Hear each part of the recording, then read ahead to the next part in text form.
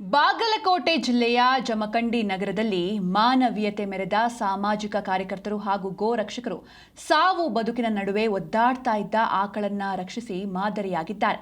ನಗರದ PB high school compound ಗೋಡೆ ಹಾಗೂ ಪಕ್ಕದ ನಿವಾಸದ ಕಟ್ಟಡದ ಮಧ್ಯೆ ಆಕಳು ಸಿಲುಕಿ ಹೊರಬರಲಾಗದೆ ನರಳ್ತಾ ಇತ್ತು. ಇದನ್ನ ಗಮನಿಸಿದ ಸ್ಥಳೀಯ ನಿವಾಸಿ ಅರವಿಂದ ಹಿಪ್ಪರಗಿ ಅವರು ತಕ್ಷಣ ಗೋ ರಕ್ಷಕರು ಹಾಗೆ ಸಾಮಾಜಿಕ ಕಾರ್ಯಕರ್ತರು ಜೊತೆಗೆ ನಗರಸಭೆ ಸಿಬ್ಬಂದಿಗೆ ಮಾಹಿತಿಯನ್ನು ನೀಡಿದ್ರು. ಸ್ಥಳಕ್ಕೆ ತಂಡ ಬಂದು ಹಲವು ಗಂಟೆಗಳ ಕಾಲ ಹರಸಾಹಸ ಪಟ್ಟು ಕಾಂಪೌಂಡ್ ಗೋಡೆಯ ಒಂದು ಭಾಗವನ್ನು ಒಡೆದು ಆಕಳನ್ನ ಸೇಫ್ ಆಗಿ ಹೊರತೆಗೆದ್ರು. ನೀವು ಕೂಡ ಅದನ್ನ ದೃಶ್ಯದಲ್ಲಿ ನೋಡ್ತಾ ಇದ್ದಾರೆ. ಬಳಿಕ ಡಾಕ್ಟರ್ಸ್ನ ಕರೆಸಿ ಆಕಳಿಗೆ ಚಿಕಿತ್ಸೆಯನ್ನು ಕೂಡ ನೀಡಲಾಯಿತು.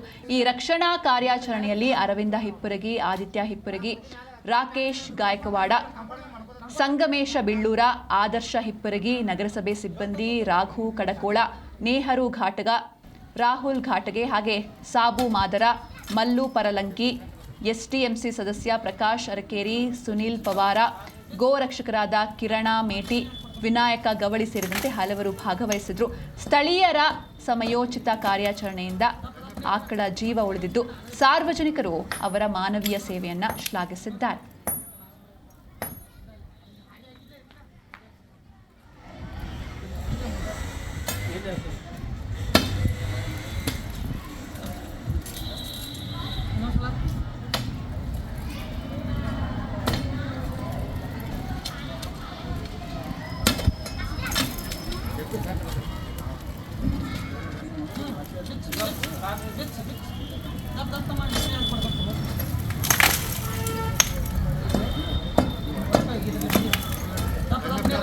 One